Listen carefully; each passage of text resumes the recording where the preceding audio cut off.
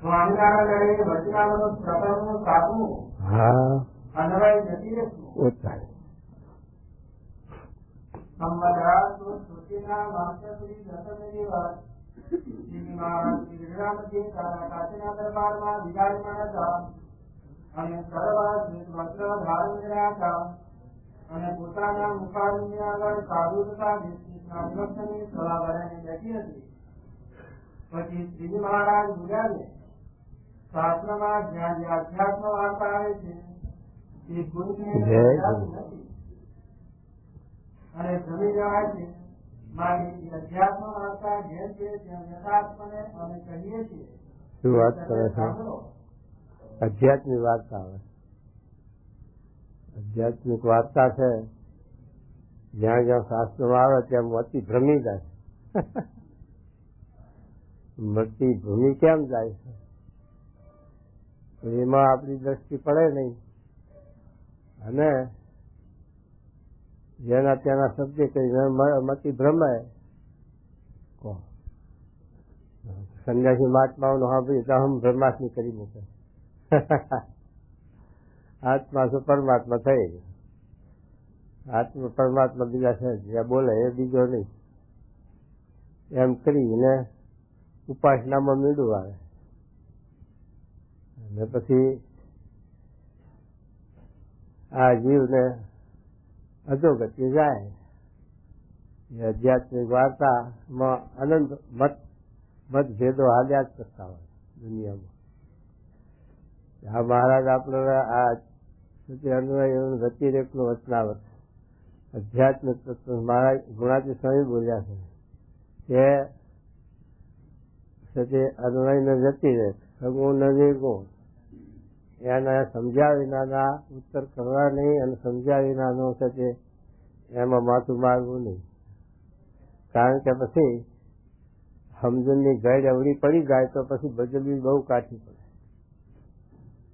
એટલે એ મહારાજ આપણા અન્વય વ્યતિરેકનું સારંગપુરના 5માં પણ સમજાયું છે. સારંગપુરના 5માં પણ અન્વયની વ્યતિરેકની વાત કરી છે. પણ આ હાથમાં વચનાત્મા અન્વય વ્યતિરેકની વાત કરે છે. એમાં મહારાજ જીવ, ઈશ્વર, માયા, બ્રહ્મ, પરબ્રહ્મ એના સ્વરૂપો સમજાવે છે અને એના સ્વરૂપોનું અન્વય વ્યતિરેક પણ સમજાવે છે. જો કે બધી વસ્તુનું અન્વય વ્યતિરેક પણ છે. જેમ સૂર્યનારાયણ છે વ્યતિરેક કેવડો ગ્રહ છે મોટો, આખા 14 લોકના બ્રહ્માંડમાં પ્રકાશ આપે, પણ એને અન્વય આપણી નેત્રમાં પ્રકાશ આપે. દરેકના નેત્રમાં સૂર્યનો નિવાસ છે એ અન્વય પણ અને વ્યતિરેક એના સ્થાનમાં સૂર્ય ગ્રહ આખો મોટો છે. સૂર્યની ગતિ જોઈએ તો એ કેટલી છે. જેમ સૂર્ય ગ્રહ છે એ તો આ પૃથ્વીનો જે ગોળો, પૃથ્વીનો જે ગ્રહ, ચંદ્રમાનો જે ગ્રહ, એવા 13 કરોડ ગ્રહો ભેગા કરીએ ત્યારે એક સૂર્ય ગ્રહ થાય. આટલો મોટો સૂર્ય ગ્રહ છે, પણ બહુ દૂર હોવાને લીધે અહીં એવડો દેખાય છે. ચંદ્રમા જેવડો મોટો નથી દેખાતો, એ પણ બહુ દૂર. ચંદ્રમા નજીકમાં છે. ચંદ્રના લોકો તો વિજ્ઞાનિક લોકો જવાબ પ્રયત્ન કર્યો ને જ્યાં એમ કે છે. કારણ કે 2-2.5 લાખ માઇલ નું અંતર ગણે છે. 2-2.5 લાખ માઇલ નું અંતર છે ચંદ્રમાને. પણ ચંદ્રમા તો આ પૃથ્વી જેવો ગ્રહ છે તેનાથી થોડોક નાનો પણ મોટો નહીં. અને સૂર્ય ગ્રહ તો બહુ જબર, 13 કરોડ ગણો મોટો, પણ દૂર બહુ છે. 10-10 કરોડ માઇલ દૂર છે. એટલે આટલો નાનો દેખાય. એટલે દૂર હોવા છતાં પણ કેટલો આપણા પ્રકાશ આપે. અને ઉનાળામાં તો રહેવા જ બાળી મૂકે. અને એના કાચમાં રસોઈઓ કરવા માંડી છે. રસોઈ બનાવે કાચ ઉપર. કાચથી સૂર્યના કિરણ ઝીલી અને અગ્નિ પ્રગટ કરે. આવું કરે. પણ આ કહેવાનું મહારાજનો હેતુ શું છે કે આ ગ્રહો અને દેવતાઓ. આ દેવતાઓ છે કાર્ય રૂપે બધા વ્યાપક છે. આ પવનદેવ છે બધા વાત વ્યાપક છે, પણ પવનદેવ દેવલોકમાં મૂર્તિમાન લખ્યું મહારાજ. અગ્નિદેવ, જળદેવ એ બધા દેવતાઓ મૂર્તિમાન છે, વ્યતિરેક પણ છે, અન્વય પણ છે. વચનામૃતની અંદર મહારાજે લખ્યું કે શ્રી કૃષ્ણ ભગવાન છે એમણે ગોપીઓને કહેવડાવ્યું કે તમારા દેહના વિશે પંચભૂત રહેલા છે, બધા દેવતાઓ રહેલા છે, આત્મા પણ રહેલો છે, તેમ આત્મામાં હું પણ રહેલો છું તમારા દેહના વિશે. અને વ્યતિરેક આ મથુરામાં બિરાજુ છે. એ હમણે વચનાવતમાં આ ગોપીઓને કહેવાયું. મહારાજે પ્રમાણ લખ્યું કે કૃષ્ણ ભગવાન વ્યતિરેક બેઠા છે મથુરામાં, તે વખતે બોલે છે કે ગોપીઓને કહેવડાવે છે તમારા દેહને વિશે પંચભૂત રહ્યા છે તેમ હું રહ્યો છું, અને આ પૃથ્વીને વિશે પંચભૂત રહ્યા છે તેમ હું મથુરામાં રહ્યો છું. અત્યારે આપણે જોઈએ તો પ્રમુખ સ્વામી ગોંડલમાં બિરાજે વ્યતિરેક, પણ અન્વય પણ તો આ બધાના આત્મામાં અખંડ બિરાજમાન છે, વ્યાપક છે બધે. એ સચી મહારાજ અન્વય વ્યતિરેક પણ સમજાવે છે. હવે જીવાત્માનું અન્વય વ્યતિરેક પણ મહારાજ સમજાવે છે. એમાં આપણને શું એમાં ભૂલવણી મૂકે છે કે આ દેહ છે એ દેહથી વ્યતિરેક બનાય, પંચભૂતથી આ દેહથી જુદો આત્મા બનાય ત્યારે એની વિશે આપણને ભ્રમની ભાવના આવી જાય.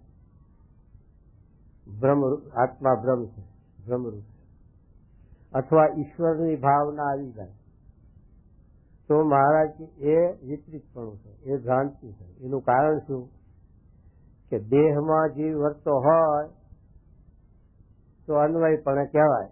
દેહાધ્યાસ હોય, દેહ ભાવ હોય, હું મારું કરી રહ્યો છે એ દેહાધ્યાસ છે, એને લઈને અન્વયપણું. અને સત્તા રૂપે વર્તે નોખો કે આ દેહથી હું જુદો તો એ વ્યતિરેક છે. પણ એની અંદર ભ્રમની ભાવના આવે તે મોટી ભૂલ છે. કેમ કે જીવ તો જીવ જ છે, અન્વય વર્તે તો વ્યતિરેક પણ વર્તતો હોય છતાં પણ એની જીવ દશા ટળી નથી. ઈશ્વર છે એ પણ મહારાજે લખ્યું કે વૈરાગ પુરુષ છે તે પણ જીવ જેવા જ છે, મધનું 31નું વચનાવૃત. પણ કોઈ પ્રતિપક્ષી એમ કરે કે તમે આ જીવને ઈશ્વરને કેમ એક સંજ્ઞામાં ગણો છો? તે મહારાજે 55 બીજામાં આ વાત સમજાવી દીધી કે અમારા મોટા થકી કોઈ આવી એવી યુક્તિ શીખવી કે એમાં છે તે સંપણું બનાવી દે નહીં જે બીજા જીવો. જેમ આપણે રાજા છે એ મનુષ્ય છે, એ માયાના જીવડા, આપણે પણ માયાના જીવડા છે, જીવ છે. પણ એનામાં મનુષ્ય પણ આ સદાતીપણું નથી, એનામાં સત્તા છે, રાજ સત્તા. એની આ લોકની મોટી છે રાજ સત્તાની. એટલે આપણાથી એ આટલા વિશેષ છે, પણ છતાં એ પણ માયા આવી ગયું છે અને આપણે પણ માયા આવી ગયું છે. એમ ઈશ્વર છે તે સત્તાધીશ છે. એટલે આ બ્રહ્માંડને ના છે તે કરતા હતા એવા જે વૈરાગ એ પણ જીવ જેવા છે, પણ એની આ મહત્તા છે. એના જે પંચભૂત છે એ કાર્યરૂપ છે, આપણા પંચભૂત છે એના કારણરૂપ છે. આપણા પંચભૂત છે એ 34નું વચનાવત, મજનું 34નું વચનાવત તત્વ જળ છે કે ચૈતન. ત્યાં કણી આ મહારાજે સમજાયું કે જળ અને ચૈતન બે પ્રકાર છે. જે કાર્ય રૂપે તત્વો છે એ જળ છે, અને કારણ રૂપે જે તત્વો રહેલા છે એ ચૈતન છે. આ મહારાજ સમજાયું. પૃથ્વીનો વિકાર આપણો આ દેહ છે પંચભૂત, પણ એને પૃથ્વી મૂર્તિમાન છે, જે વ્યતિરેક છે અને આપણા આ કાર્ય રૂપે અન્વય છે. એમ બધા દેવતાઓ વ્યતિરેક ને અન્વય દે છે. એમ છતાં આ જીવાત્માની વાત કરી તો એ છે જીવાત્મા એ અન્વય કરે જે પ્રતિ વ્યાપીનો છે અને વ્યતિરેક પણ સત્તા રૂપે છે. હવે એ જીવાત્મા જો એને ભ્રમનો સચ્ચિદાનંદ ભ્રમનો સંબંધ થાય અને ભ્રમ સ્થિતિને પામે તો માયા પર થાય, ત્યાં સુધી એ ભ્રમ ન કહેવાય. જેમ મહારાજે 2 વચનાવતમાં લખ્યું, 23 લખ્યું અને 57 લખ્યું કે શિવ ભ્રમાદિક જેવા ભ્રમરૂપે વર્તે છે, આત્મસત્ય રૂપે વર્તે છે, એવું બીજાને વર્તવું ઘણું કઠણ. આ શબ્દ પણ મૂક્યો અને પેલો શબ્દ મૂક્યો કે જો એવી સ્થિતિમાં શિવ ભ્રમાદિક નહોતા વર્તતા તો વિક્ષેપ ન પામ્યા. 2 વસ્તુ લખી, વિક્ષેપ ન પામે એ પણ લખ્યું અને એ જેવા આત્મસત્તા રૂપે વર્તવા એવું બીજાને વર્તવું ઘણું કઠણ. તો એમની અંદર એ આત્મસત્તા રૂપે કેવી રીતે વર્તતા હતા કે દેહનો અભ્યાસ નહીં, પણ આ જે સર્ગ પ્રકૃતિ પુરુષનો કાર્ય એને ઉલ્લંઘ્યા નતા, એના પાર નતા થયા. આ જીવાત્મા છે વ્યતિરેક વર્તો હોય પણ આ જીવાત્માની ગતિ ઉપર પાસે કેટલી ગતિ? 100 લોક ફરવા, દેવલોક લખ્યા 100 લોક, જે બ્રહ્માનો સત્યલોક લખ્યો 7મો, એના ઉપર પછી આ છે તે મહતત્વો લખ્યા, એના ઉપર પ્રધાન પુરુષની ગતિ લખી, એના ઉપર પ્રકૃતિની ગતિ, પુરુષની ગતિ લખી. તેથી પર છે આ સચ્ચિદાનંદ બ્રહ્મ અક્ષર. જો ત્યાં જીવની ગતિ ન હોય પછી એ જીવ એની જીવ દશા માટે નહીં, ભલા વ્યતિરેક વર્તો છતાં પણ જીવ જ છે. કારણ કે એને સત્તા રૂપે વર્તો હોય તોય પણ દેવતાઓનો ભાર હોય, પ્રધાન પુરુષનો ભાર હોય, એમ છતે દરેકનો એને ભાર રહી જાય. એ તો જયારે તે આત્મારૂપ થાય, બ્રહ્મરૂપ થાય, અક્ષરરૂપ થાય ત્યારે એને એક પરમાત્મા સિવાય એના જીવમાં કઈ અસ્તિત્વ રહે નહીં. ત્યારે એ સાથે આ બ્રહ્મરૂપ છે માયા પણ છે. એટલે ત્યાં આપણી મતિ ભૂલી જાય. એટલા માટે મહારાજ અને ઘણાની સમજણો આવી હોય છે દુનિયામાં, ઘણી પ્રકારની સમજણો હોય છે મતભેદો. તો એ છે કેટલાક આત્મા પરમાત્મા એક થઈ જાય, કેટલાક આત્મા પરમાત્મા એક જ છે, અને એમ બધી સમજણોમાં લોકો મતભેદો હોય. પણ મહારાજ આપણને આ વિશેષતા મત સમજાવે છે. એની અંદર જીવ, ઈશ્વર, માયા, ભ્રમ એ 4 અને 5માં પરમાત્મા, એ 5 વસ્તુ અનાદિ લખી. 5 વસ્તુ અનાદિની છે એટલે એની ઉત્પત્તિને લઈ નથી, જીવની ઉત્પત્તિને લઈ નથી, ઈશ્વરની ઉત્પત્તિને લઈ નથી, માયાની પણ મૂળ માયા. આ માયાનું કાર્ય છે. આપણી દ્રષ્ટિગોચર જે આવે છે બધું માયાનું કાર્ય છે. એ માયાનું કાર્ય ક્ષણિક છે. એ તો છે જે જેમ મોર પેલી ઢાલ પ્યાસાની વિસ્તારે છે અને પાછી હંકેલી લે, એમ આ માયા, મૂળ માયા એનું આ કાર્ય વિસ્તારે ભગવાનની દ્રષ્ટિને લઈને અને પાછું હંકેલી લે. એટલે જેમ આ જીવ છે એ જીવની તો ગણતરી આપણે કરી શકીએ એવું નથી. કારણ કે કરોડો અબજો જીવો છે. એક આટલી જગ્યામાં જોઈએ તો કરોડો જીવ છે. આ કીડી ને મકોડી ને એટલે કેટલો જીવાત હોય છે. એની ગણતરી તો આપણે મચ્છી ને જીવાત પડે છે તો એની ગણતરી આપણે કરી શકીએ એવું નથી. છતાં કરોડો અબજો જીવો રોજ ને રોજ નવા જન્મ નાશ, કરોડો મચ્છી પ્રગટ થાય છે પાછી સાંજે ખલાય છે. એની ગણતરી ક્યાં કરવી? પણ આ મનુષ્યની આપણે ગણતરી કરીએ છીએ તો એને પણ રોજ કેટલાય મનુષ્ય અમદાવાદ, મુંબઈ જેવામાં હજારો મરતા હોય, જન્મતા હોય. એનો અંત છે કઈ? એમાં બ્રહ્માંડ રૂપી, વૈરાટ રૂપી સ્વરૂપ એ પણ અનંત રોજ ઉબરતા હોય ને નાશ થતા હોય. બ્રહ્માંડો પણ કેટલાય ભાગતા હોય, નવા સર્જાતા હોય. એ બ્રહ્માંડ રૂપી સાથે આ મનુષ્ય આ કાર્ય જ છે. એ હાથ પગ તન માથું એનું વિશ્વરૂપ પણ આપણે ગીતામાં અર્જુન કૃષ્ણ દેખાડ્યું ને આ રીતે પણ આપણે સમજી શકીએ. 14 લોકનું બ્રહ્માંડ એ વૈરાજ સ્વરૂપ છે, વૈરાજનું સ્વરૂપ છે. એટલે આપણા 3 દેહ છે, સ્થૂળ, સૂક્ષ્મ અને કારણ. એના વૈરાટ, સૂત્રાત્મ અને અવ્યાકૃત. એના આવા 3 દેહ લખ્યા, વૈરાટ, સૂત્રાત્મ અને અવ્યાકૃત. એ વૈરાજ પુરુષના 3 દેહ, વૈરાટ, સૂત્રાત્મ અને અવ્યાકૃત. અને આપણા 3 દેહ સ્થૂળ, સૂક્ષ્મ અને કારણ. એવી રીતે જેમ 3 ગુણની આ આપણી સજ્જતાયા છે, એમ વૈરાટની પણ 3 ગુણની માયા છે. પણ એની મહત્તા છે કે આ બધાના કારણરૂપ છે, આ કાર્યરૂપ છે, કારણરૂપ એટલી એમની મોટપ છે, પણ છે તો માયામાં. તો એ મહારાજ આપણને 31 મધ્યનામાં સમજાવ્યું છે. મહારાજે વાત પણ કહી કે આ વાર્તા મેં તમને ઘણી વાર કરી, પણ એમાં તમે ચિત્ત દઈને એનું મનન કરીને જીવમાં નથી દૃઢ કરતા, એટલે વાર્તાનો તમને થાર રહેતો, એમ મહારાજે વાત પણ કરી. એ છે એવી આધ્યાત્મિક વાર્તા છે, એમાં વર્તી રહેવી, સમજવી, ખૂટવી.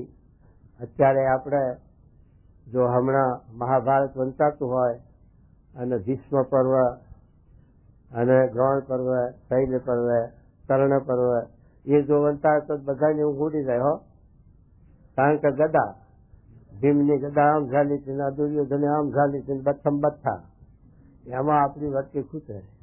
પણ હમણાં સુધી યોગ વિશિષ્ટ રામાયણ છે કે એવું ગીતા છે કે એવું આધ્યાત્મિક શાસ્ત્રની જો પાલન થતી હોય, કથા થતી હોય તો આપણે જોખતા જ હોઈએ. કારણ કે એમાં આપણી વસ્તુ ખૂટતી નથી, એટલે આપણે એમાંથી આળસ આવે, પ્રમાદ આવે. એટલે એમાં આપણી વસ્તુ ખૂટશે નહીં. એમાં તો બહુ સાથે વિચારવાન હોય ને ઊંડા ઉતરે તો ખબર પડે, એટલે એમાં ખબર ન પડે. એટલે મહારાજ કહે છે કે આધ્યાત્મિક વાર્તા આવે ત્યાં ત્યાંમાંથી ભરી જાય. અને મહારાજે વચનાવતો જ નથી. તો મહારાજ કે હવે કાર્યાલયનું પહેલું વચનાવત અંતરસીમાં કે મહારાજ કે બધાને હવે તો હે સભા શૂન્ય થઈ ગઈ છે, માટે હવે સારા સારા કીર્તન બોલો.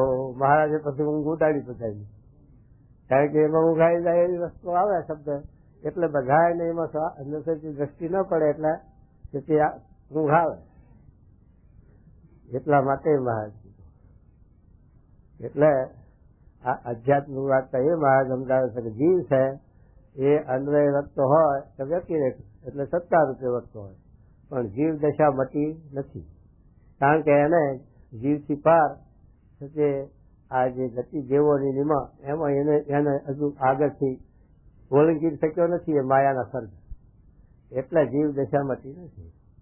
એ જીવ દશા મટાવી હોય તો સચ્ચિદાનંદ બ્રહ્મ ગુણાતીતનો સમાગમ જોઈએ, અને એના સંબંધથી આ પ્રકૃતિનું કાર્ય છે એનાથી પર જીવ થાય ત્યારે સુધી એ બ્રહ્મરૂપ થાય, ત્યાં સુધી થાય નહીં. ઈશ્વરની પણ એવી, ઈશ્વરને પણ જો આ પરબ્રહ્મનો સંબંધ થાય, ગુણાતીતનો સંબંધ થાય તો એ માયા પર થાય, ને ત્યાં સુધી એની ગતિ પણ આ શિવ બ્રહ્માદિક છે. એ મહારાજે અસલાલીના વચનાવતમાં આપણે સમજાવ્યું કે આ બ્રહ્માંડની જીવ પ્રાર્થની કાળની આયુષ પૂરી થાય ત્યારે એનો 14 લોકનો નાશ થાય છે. તે ભેળા પણ બ્રહ્મા, વિષ્ણુ, શિવ એ પણ એમાં અદૃશ્ય થઈ જાય છે. પાછું વૈરાટ સર્જાય ત્યારે એમાંથી આ કરીને દેવ જાગૃત થાય, બ્રહ્મા, વિષ્ણુ, શિવ, અને ઉત્પત્તિ સ્થિતિનો લય કર્યા કરે. એટલે એમની ગતિ માયા પર નથી. એ મહારાજ માયા પર તો એક જ કે જ્યાં સુધી સૂર્યચંદ્રની ગતિ એ નથી. ગીતામાં આ શ્લોક આપ્યો કે ત્યાં સૂર્યચંદ્રની પ્રકાશ પહોંચતો નથી, એની ગતિ નથી. અને ત્યાં માઇક ભાવ નથી, સ્ત્રી પુરુષનો અંગ નથી. આકાર મનુષ્યનો ખરો, પણ સ્ત્રી પુરુષના ચિહ્ન નહીં. બ્રહ્મની મૂર્તિઓ, એક તત્વના દેહ, પંચભૂતના દેહ નહીં. એવું સચ્ચિદાનંદ બ્રહ્મ એનું વર્ણન કર્યું અક્ષરધામનું.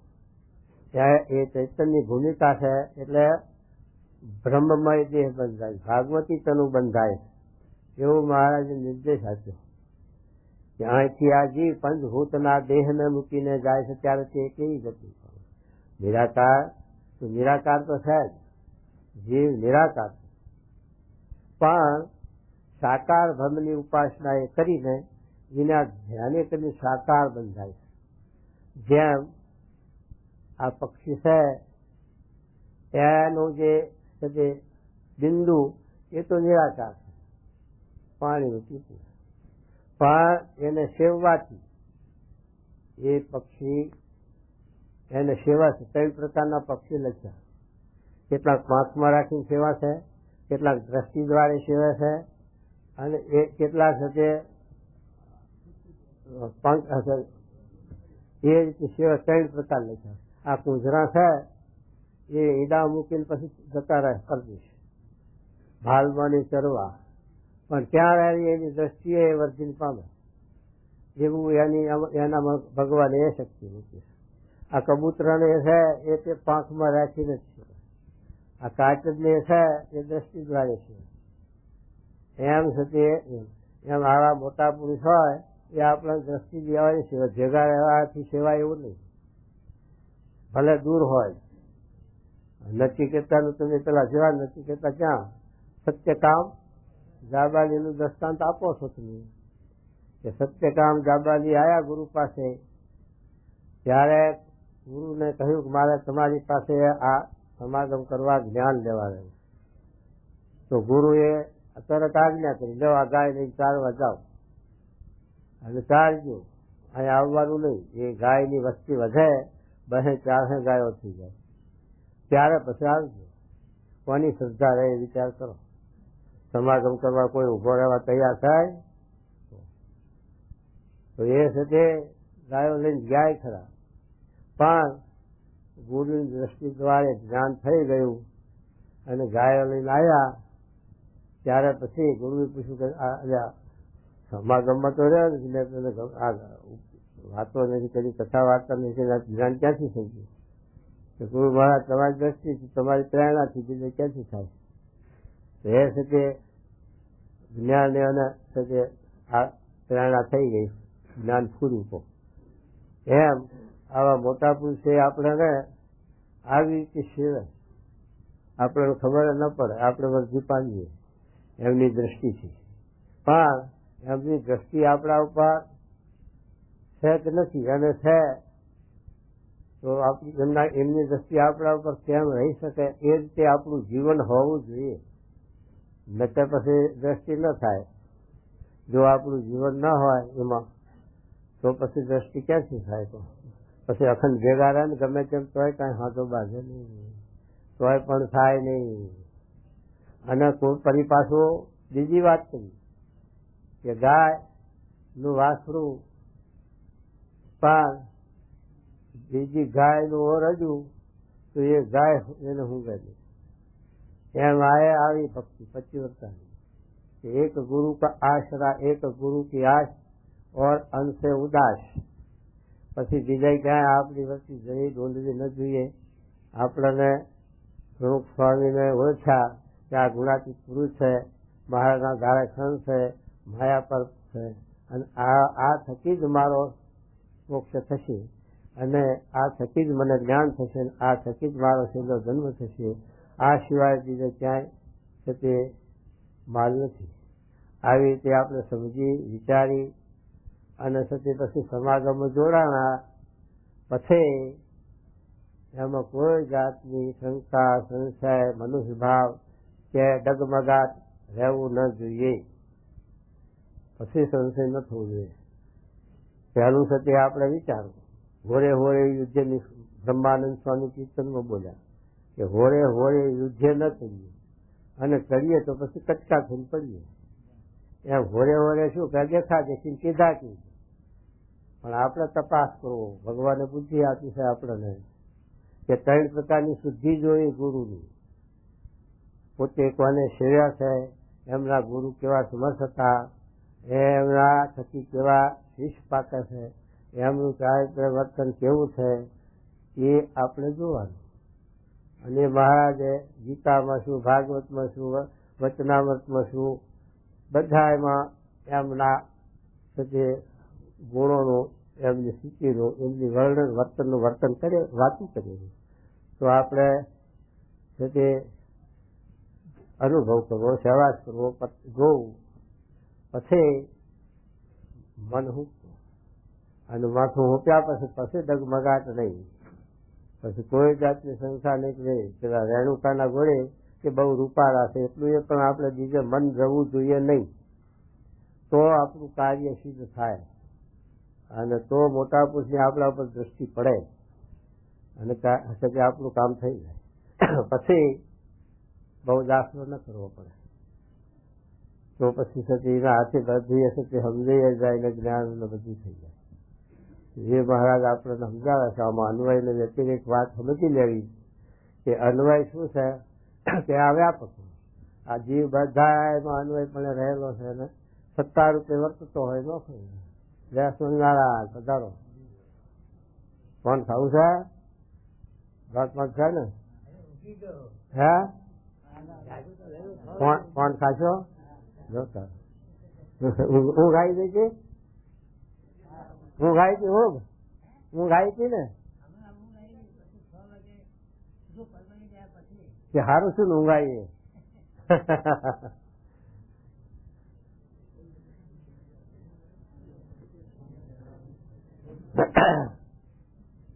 એ રીતે મહારાજ ઈશ્વરની વાત કરે છે, પછી માયાની પણ વાત કરે છે. મૂળ માયા સનાતન નથી, મૂળ માયા અનાદિની છે. તોય પણ આત્યંતિક પ્રલયની વાત લખી, ત્યાં લખી કે બ્રહ્મના એક દેશમાં લીન થઈ જાય, સીધાનું બ્રહ્મના એક દેશમાં લીન થઈ જાય એ લખ્યું છે. પણ એ જ્ઞાનીની દ્રષ્ટિએ, બીજાની દ્રષ્ટિએ નહીં. કારણ કે જો વસે છે, બ્રહ્માંડો વસે છે, તો માયા હોવી જોઈએ અનાદિ. એટલે કે માયા જો લઈ પામી જાય તો બ્રહ્માંડ વસે છે એ વાત અસંભવિત થઈ જાય. માયા વગર બ્રહ્માંડ ક્યાંથી પ્રગટ થાય? તો એ સાથે માયા પણ સનાતન લખ્યું છે, એટલે માયા પણ છે, પણ જે માયા પર થયો એની દ્રષ્ટિમાં નથી, એની દ્રષ્ટિમાંથી માયા નીકળી ગઈ. એટલે એ નિર્વિકલ્પ સમાધિમાં ગયો. કે નિર્વિકલ્પ સમાધિમાં હોય એ એક બ્રહ્મનું જ પ્રતિપાદન કરે, એક બ્રહ્મ જ સફળ થયો, બીજું કઈ છે જ નહીં. કારણ કે એ મહારાજે સમજાયું વેદાંતના વચનાવતમાં કે મધ્ય દરિયે વાણ હોય ત્યારે શું દેખાય? ચોગડતા પાણી જ દેખાય, બીજું પછી કઈ હોય નહીં. સઢના કાગડાનું દ્રષ્ટાંત આપ્યું. વાણ ચાલી જતું હોય, આગ બહુ જતી હોય, એના સઢ ઉપર બેસી ગયો કાગડો, પછી વાણ આઘું પાણીમાં નીકળી ગયું, પછી કાગડાની ગતિ ઉડીને દરિયા પાર જવાની ગતિ થાકી જાય, પાણી પડે. એટલા માટે એ સદ ઉપરથી કાગડાનો તમે ઉડાડો તો આંટો મારી ઘૂમડી થઈને આવી દે, કારણ કે એ બીજું પાણી વગર ધારતું નથી. એટલે પાણીથી બહાર જવાની ગતિ નથી, એટલે બીજા ક્યાં જાય? આવી સદ ઉપર બે. એમ આપણી એવી દ્રષ્ટિ થઈ જાય કે આ પુરુષ વિના બીજું દુનિયામાં કઈ છે નહીં, તો આપણી દ્રષ્ટિ બીજે જવા પામે જ નહીં, થઈ બીજી દ્રષ્ટિ આપણી જાય નહીં. તો એ મહારાજ આપણે કહે છે કે આવી રીતે જીવ, ઈશ્વર, માયા, બ્રહ્મનું સચ્ચિદાનંદ બ્રહ્મનું પણ અન્વય વ્યતિરેક પણ છે. ગુણાતીત સ્વામી મહારાજનું જેમ સૂર્યનારાયણ છે એનું દૃષ્ટાંત આપ્યું તો ગ્રહ છે 50 કરોડ યોજન પૃથ્વીનો અનંત 13 કરોડ એવો ગ્રહ છે. એને સૂર્ય પાછા રથમાં બેસીને લોકાલોકની પ્રદક્ષિણા કરે. વાલસેલ ઋષિ 60,000 આવા અંગૂઠા જેવા એના અવરા પગે દર્શન કરતા અવરા પગે હાલત એના રથ આગળ સૂર્યના. એવા જે સૂર્યનારાયણ રથમાં બેઠા છે એ ગ્રહ છે. બે ને ત્રીજા કુંતાજી પાસે આવ્યા સૂર્યનારાયણ, કરણ નામનો ગર્ભ પુત્ર છે, એ પણ સૂર્યનારાયણ પ્રગટ થયા. અત્યારે ત્યાં અંધારું થયું છે ને, ના ત્યાં અંધારું થાય નહીં. અંધારું થાય તો ઊંધું વરે ને દુનિયાનું. સૂર્યનારાયણ ગ્રહ તો એમની જ છે, પણ બીજા રૂપે આ કુંતાજી પાસે આવેલા. એમ એવી રીતે આ સચ્ચિદાનંદ બ્રહ્મનું પણ નિરૂપણ કે મહારાજની સેવામાં અક્ષરધામમાં અખંડ બિરાજમાન છે. અનંત કોટી બ્રહ્માંડ કહેતના વચનાત્મા ધારી રહ્યા છે અને ચૈતન્ય રૂપે અણુ અણુમાં વ્યાપક પણ છે. અને હવે મહારાજ જગા ગુણાતીત જો આવીને બેઠા, એ પણ આપણને એમના સ્વરૂપની ઓળખાણ કરાવવા માટે અને મહારાજના સ્વરૂપની ઓળખાણ કરાવવા માટે એ મહારાજના જગા પધાર્યા છે. તો આ રીતે એમના સ્વરૂપનું પણ આપણને યથાર્થ જ્ઞાન થાય, અન્વય અને વ્યતિરેકનું.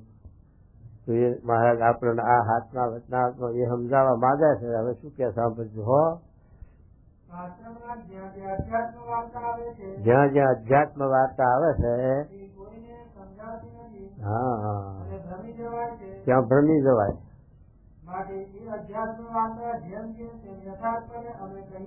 મહારાજ જેમ છે તેમ યથાર્થ અમે સમજાવીએ. સાંભળો.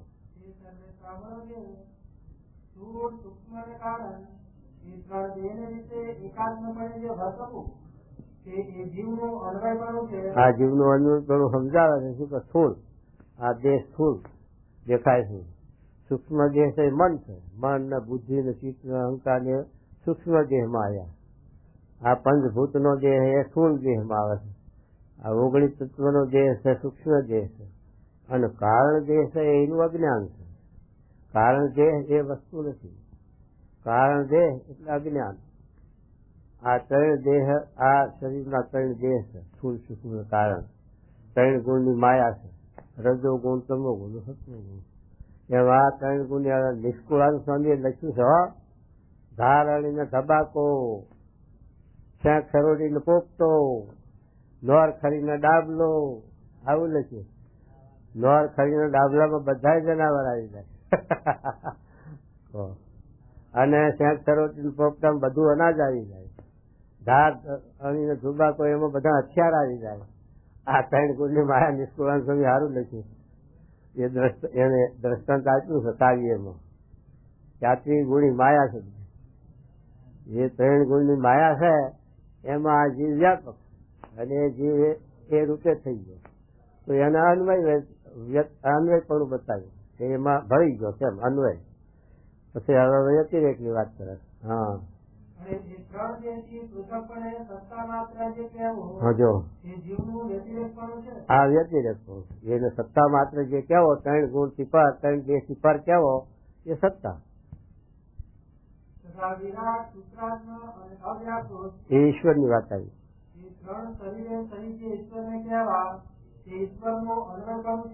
એ અન્વય પણ એ ત્રણ વૈરાટ એટલે બ્રહ્માંડ સ્થૂળ દેહ, એની સૂક્ષ્મ તત્વો ને એના કારણ શરીર, એ બધા વૈરાટ સૂત્રાત્મા વ્યાકૃત એમાં એનું વ્યાપક પણ એ અન્વય પણ અને સત્તા રૂપે રહે એ વ્યતિરેક પણ બતાવે. હા, તો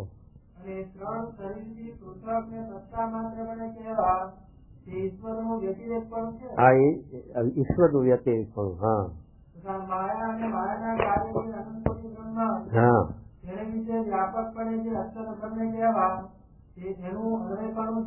આ અક્ષર નું અન્વય પણ પ્રકૃતિ પુરુષ થી લઈને તે ઠેઠ સુધી સચ્ચિદાનંદ બ્રહ્મ નું વ્યાપક પણ છે. અણુ અણુમાં જેમ આકાશ રહ્યું છે તેમ બ્રહ્મ રહ્યું છે. એવું સૂક્ષ્મ છે. સગુણ નિર્ગુણ નું યાદ કરી સચિ 42 નામાં કે અક્ષર નું સગુણ નિર્ગુણ પણ અક્ષર નું છે. મહારાજ નું તો કહી શકાય નહીં. તે સગુણ નિર્ગુણ પણ એટલે શું કે સગુણ પણ એટલે સર્વથી પર. એક મહારાજ સિવાય બધા પ્રકૃતિ પુરુષ થી પર છે સચ્ચિદાનંદ બ્રહ્મ. એ બધું સગુણ પણ કીધું. એ બધા એમાં વ્યાપક છે અણુ અણુમાં. જેમ આકાશ રહેલું છે એક રજ પૃથ્વીનો 8મો ભાગ, રજકણ કરીએ 1000મો ભાગ, એમાં પણ આકાશ રહેલું છે. તેમ સચ્ચિદાનંદ બ્રહ્મ પણ રહેલું. એ એમનું સૂક્ષ્મપણું છે એ નિર્ગુણપણું છે. અને વિશાળપણું છે મોટામાં મોટું એ સગુણપણું છે. એમ કાર્યાણીના 8માં પણ આ વાત સમજાવી. કાર્યના 8માં સગુણ નિર્ગુણપણું મહારાજનું સમજાવ્યું. મોટામાં મોટું સ્વરૂપ જેમ છે તે કૃષ્ણ ભગવાને કુંતાજીના મુખમાં બ્રહ્માંડ બતાવ્યું, અને અર્જુનને વૈરાટ સ્વરૂપ બતાવ્યું, અને એમ છે વામનજીએ બલિરાજાને બતાવ્યું આખું 14 લોકનું બ્રહ્માંડ 2 પગલામાં વીંજી લીધું. આ બધું એમના સગુણ સ્વરૂપોનું નિરૂપણ કર્યું. અને જે છે તે સૂક્ષ્મપણે બધામાં અંતર્યામીપણે વ્યાપકપણું એ એમનું નિર્ગુણપણું છે. એ મહારાજનું ન કહેવાય એટલે શું છે કે મહારાજ સગુણ નિર્ગુણપણું અક્ષરનું પણ આપણે વર્ણવી શકીએ એવું નથી, તો મહારાજનું ક્યાંથી વર્ણી શકાય? એના ઉપર 2 હીરાનું દ્રષ્ટાંત છે કે 2 હીરા હોય, એક હીરાની કિંમત આપણે અમાપ છે તો બીજાની શું આંકી શકશું? એથી પર છે એટલું કહેવાય. અક્ષરની અક્ષરનું આપણે વર્ણન ન કરી શકીએ. શાસ્ત્રો તો એનો ભેદ પાડી શક્યા જ નથી. શાસ્ત્રમાં તો અક્ષર અને પુરુષોત્તમનું એકાત્માપણું જ બધાય બતાવ્યું અને વર્ણ્યું. એનું જુવારું વેચી શક્યા નથી. એ તો મહારાજે આપણે જુવારું સમજાવ્યું છે સાથી કે આપણામાં એવી સમજણ આવી ન જાય કે આપણે પણ ભગવાન થઈ જઈએ, ભગવાનના પિતૃ થઈ જઈએ. પણ ભગવાન તો સનાતન છે, અનાદિ છે, અને ભગવાન જેવા તો એક ભગવાન જ છે. એનું જેમ આકાશનો પાર પામી શકાતો નથી, એમ ભગવાને પોતે કહ્યું કે મારા મહિમાનો હું પણ પાર પામી શકતો નથી, તો અક્ષર પણ એ પાર ક્યાંથી પામે? તો અક્ષર પાર ન પામે તો અક્ષરને પણ એટલું ભગવાનનું પરપણું રહ્યું તો સ્વામી છે પણ એના હાથે ઉભું. માટે કોઈ સાથે ભગવાન સાથે ચિતરી જવા માંડે ને હું પણ ભગવાન છું એમ કહેવા જાય તો મૂર્ખ છે. ભગવાન સાથે ચિતરી જવો બંધાય એવો જ નથી. રજનીશ ચિતરી જવો બાંધવા ગયા ખાહડા ખાધા, એ છે તે એ ભગવાન પણ ટકે નહીં. અમારા હરિકૃષ્ણ ચૂડાવાળા ભગવાન પણ દેખાડવા ગયા ખાહડા ખાધા. ભાદરણ અમારા પુરુષોત્તમ ભગત ભગવાન પણ દેખાડવા ગયા ખાહડા ખાધા. એમ જે ચિત્રી ભગવાનના થયા એ ભગવાને ઊંધા મૂરે નાખ્યા, ગાંઠ વરાણીએ પસાડ્યા છો. હા, ફરીના ઉભા જ ના થઈ શકે એવું કર્યું. માટે આપણે ભગવાન થવું નથી, પણ આપણે અક્ષરરૂપ થઈને મહારાજની ભક્તિ સેવા કરીએ. માટે એ માટે મહારાજે આપણને બ્રહ્મ ને પરબ્રહ્મની વાત શાસ્ત્રોમાં છે, પણ એકાત્મ ભાવ કરી દીધો. બ્રહ્મનો પરબ્રહ્મનો બહુ જુવારું વહેંચ્યું નથી. અને મહારાજે આ સમજાવ્યું કે બ્રહ્મરૂપ થવાય છે અને બ્રહ્મ સાથે એકતા થાય છે. બ્રહ્મ સાથે સ્વયંસેવકપણું નથી રાખવાની જરૂર પડતી, પણ પરબ્રહ્મ સાથે તો સ્વયંસેવકપણું રહેશે. એ મહારાજે વેદ રસની અંદર છેલ્લા શબ્દો મોટા અક્ષરમાં લખી દીધા કે તેઓ અક્ષર સાથે ભેદ રાખે તો એને ધિક્કાર, અને એની સાથે ભેદભાવ ન રાખે, એકાત્મ ભાવ કરે એને ધન છે ધન છે. અને પુરુષોત્તમ સાથે એકાત્મ ભાવ કરતી એને ધિક્કાર. એની સાથે સ્વયંસેવકપણું રાખે તો એને ધન છે ધન છે ધન છે. આવો મહારાજે વેદ રસની અંદર આ શબ્દો આપી દીધા છે.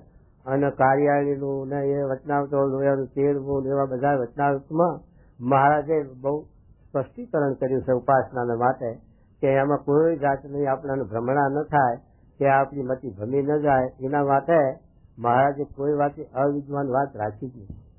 પણ આપણને જો એ શબ્દોનું જાણપણું ના હોય તો ભૂલવણી થઈ જાય કોઈક દિવસ. એટલા માટે સતી જાણપણું કરવાની જરૂર. જે મહારાજ હવે શું કહેશું? જો માયા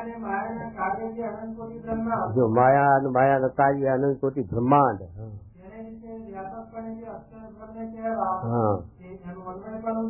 હા એનું અન્વયપણું અનંત કોટી બ્રહ્માંડમાં સચ્ચિદાનંદ બ્રહ્મનું વ્યાપકપણું છે. અને આપણે મહાભારતમાં લખ્યું આકાશથી પર સચ્ચિદાનંદ બ્રહ્મ છે, અને આકાશની ઉત્પત્તિ પણ સચ્ચિદાનંદ બ્રહ્મમાંથી છે. ત્યાં સુધીની વાત લખી છે મોક્ષ ધર્મના અધ્યાયમાં. હા, એ બધાથી નોખી સત્તા રૂપે વર્તવું, આ વ્યતિરેક ભ્રમ સચ્ચિદાનંદ ગુણાતી એ માયાથી પર. એ બધી માયામાં વ્યાપક થતા પણ પોતે સ્વતંત્ર સત્તા રૂપે જુદા છે એમ કે. હા,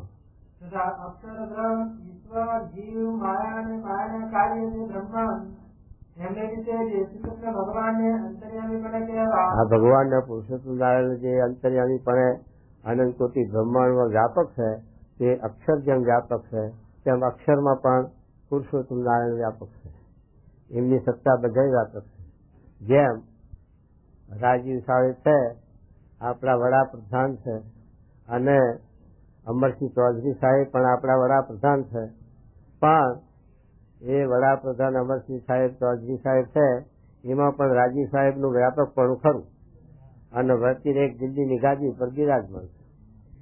વ્યતિરેક દિલ્હીની ગાદી ઉપર બિરાજમાન છે અને અહીંયા આ બધા પ્રધાનો ગુજરાત રાજના, મહારાષ્ટ્રના અને રાજસ્થાનના બધા પ્રધાનો એ બધામાં એમનું વ્યાપક હોય એટલે સત્તા. જો કે એ તો કંઈક આધ્યાત્મિક જીવ નથી, માયાના જીવ છે, છતાં પણ સત્તા રૂપે વ્યાપક ખરું, સત્તા ખરી.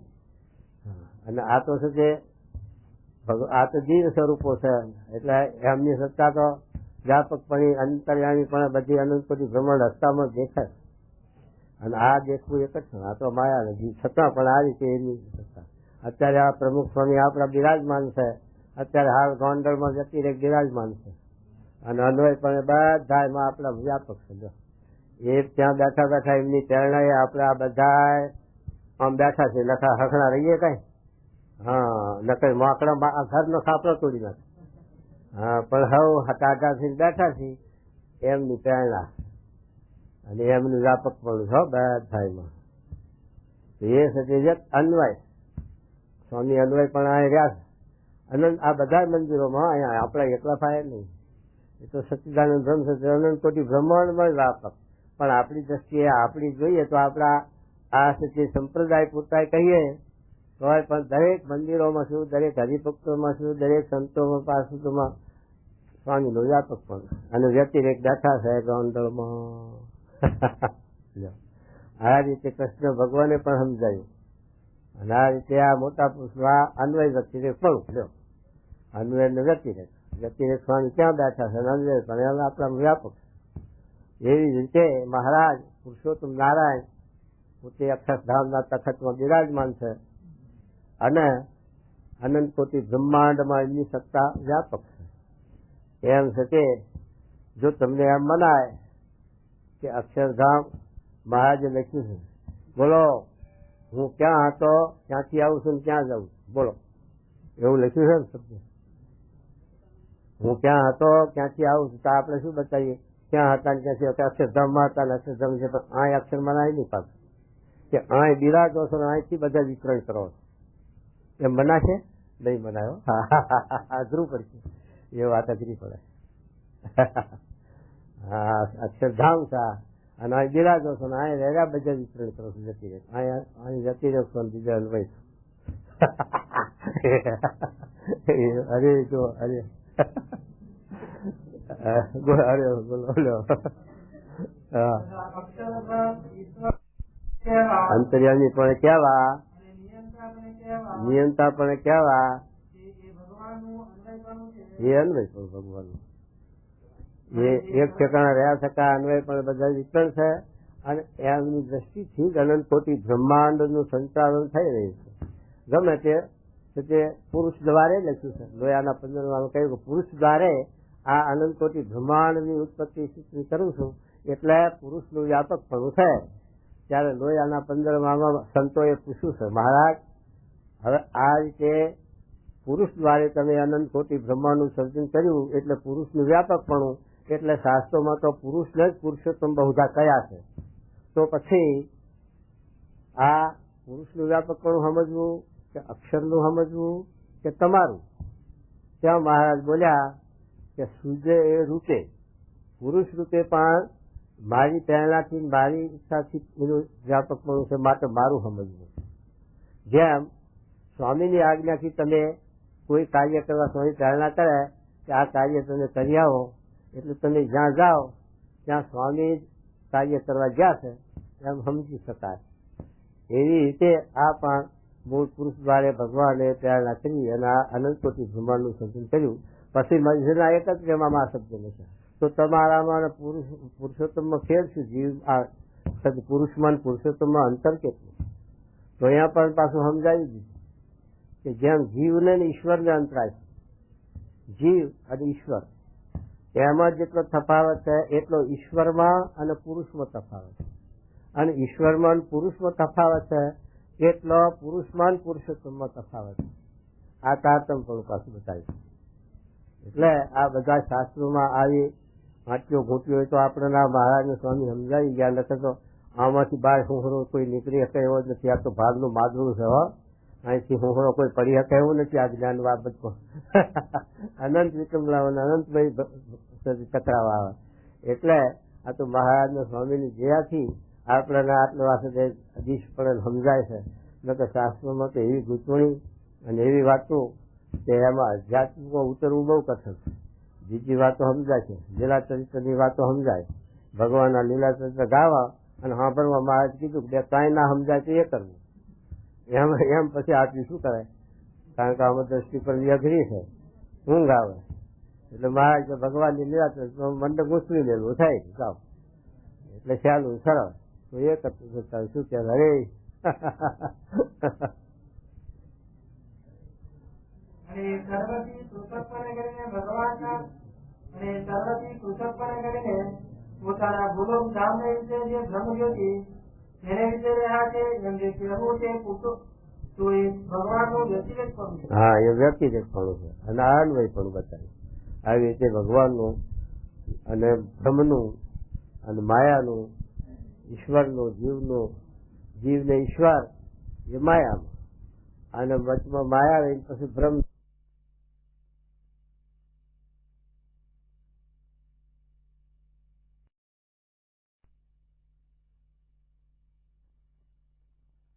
એટલે ત્યાં સુધી માયા પર થઈ શકે નહીં. કોઈ સાધને માયા પર થઈ જવાય એવું નથી. માયા કે બધું થઈ શકે. અહીંથી નદી તરવી હોય તો તરી જવાય. તળાવમાં લાવો બહુ જોરદાર હોય તો તરવું હોય તરી હું હળો જતો હોય તળાવમાં. અને એ સજે નદી તળાવ કે એવા કુવામાં તરવું હોય તરી શકે. પણ ભવસાગર અહીંથી મોમ્બાસા તરીને જવું હોય તો કોઈનું ગયું. ત્યાં તો વહાણની જરૂર, આગબોટની જરૂર, પ્લેનની જરૂર પડે. એમ બીજું બધું થઈ શકે. મહારાજે લખ્યું કહેતના વચનાત્મા કે આત્મનિષ્ઠા અંત સમયે કેટલી સહાય કરે છે. તો કે આ લોકમાં કઈક એવા વિક્ષેપ આવે તો ઉલ્લંઘી શકે વખત છે. પણ આ ભવસાગર ઉલ્લંઘાય એવો નથી. જન્મ મૃત્યુ કરી શકાય એવું નથી. ત્યાં તો જરૂર ઉપાસનાની, આશરાની જરૂર પડે છે.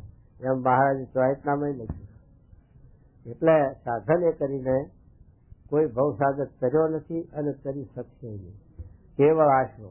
તો સાધનની શી જરૂર? કે સાધન છે એ ભગવાનની પ્રસન્નતાના માટે છે. જો તમે ભગવાનને પ્રસન્ન ન કરો, પ્રસન્ન ન રાખો તો ભગવાનનો રાજીપો ન થાય. એટલા માટે એ સાધન ધર્મ, જ્ઞાન, ગાળા, ભક્તિ એ સાધન રૂપ છે. અને આશરો છે એ બહુ સાધન સાધનારો છે.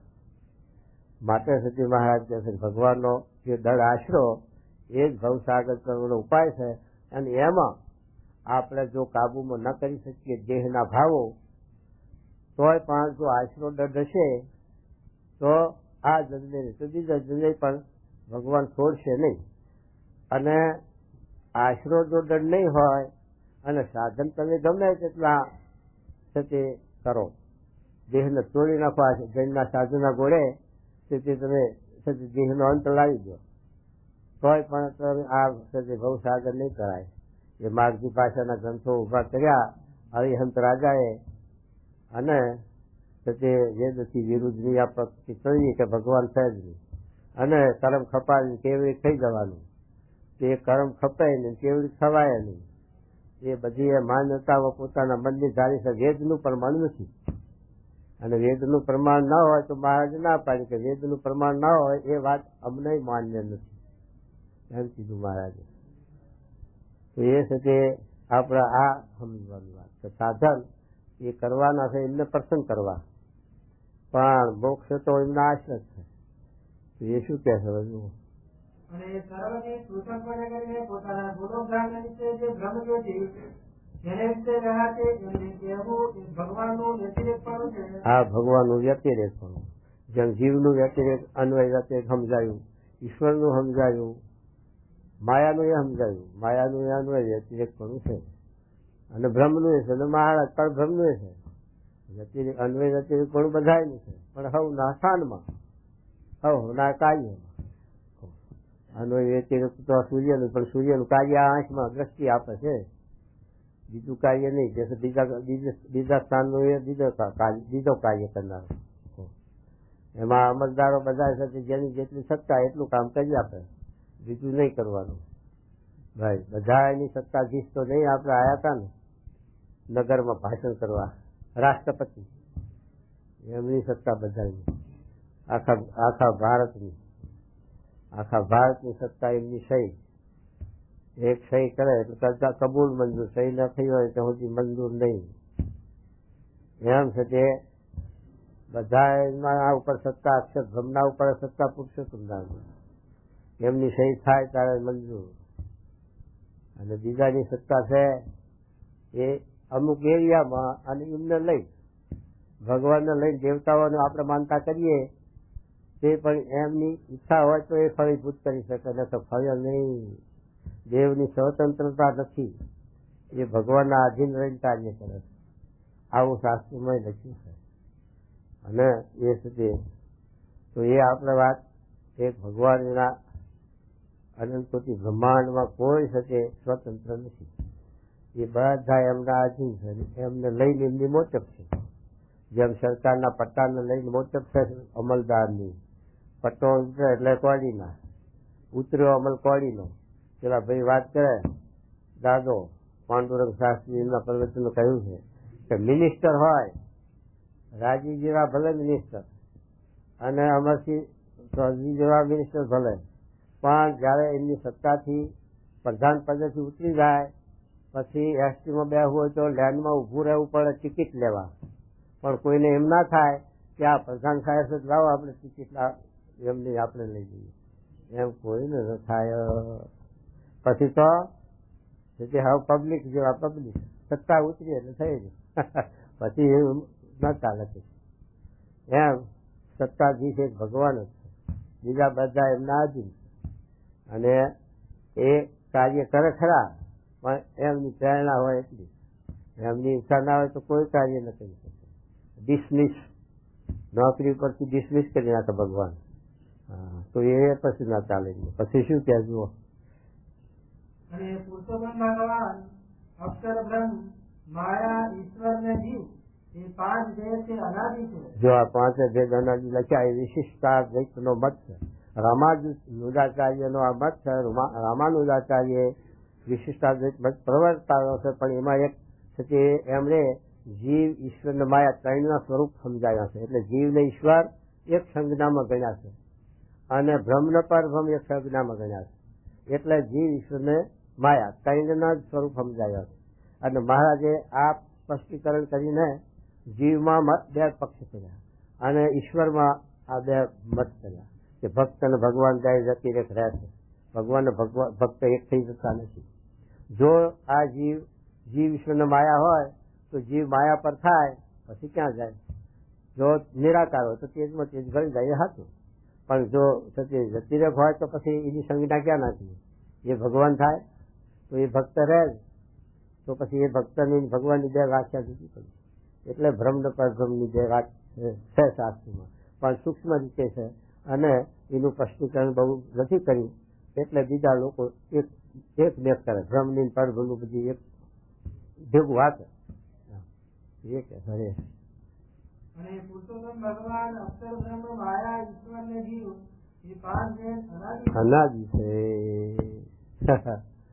એ સમજવું. આ વાસુદેવ માત્યમાં લખ્યું છે, પાંચ ભેદ અનાદિ છે લખ્યું છે. જ્ઞાનનો વિભાગ આવે ને તો આવી 25 અધ્યાયમાં આવું બધું સમજાયું. પાંચ મિનિટ બાકી પણ થયું.